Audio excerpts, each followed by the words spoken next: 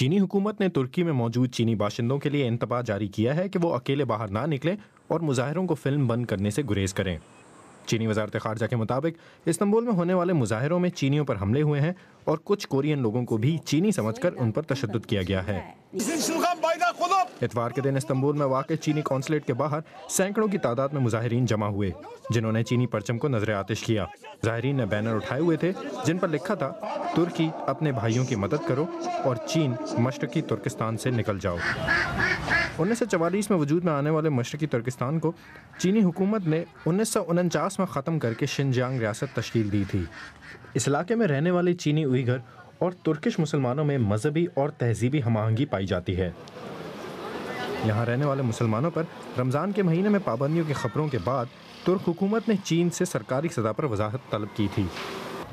چین کا کہنا ہے کہ اس نے ہمیشہ سے مسلمانوں کے حقوق اور ان کے عقیدے کی عزت کی ہے اور انہیں اہمیت دی ہے، اور مشرقی میڈیا میں مسلمانوں کے حقوق کی پامالی کے بارے میں شائع ہونے والی خبریں حقائق کے بالکل برعکس ہیں۔ چینی ریاست شنجیانگ میں ہونے والے حالیہ حملوں میں سینکڑوں کی تعداد میں لوگ ہلاک ہوئے ہیں۔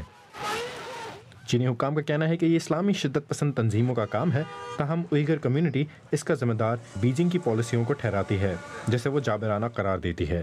Ghazanfar Haider, BBC news.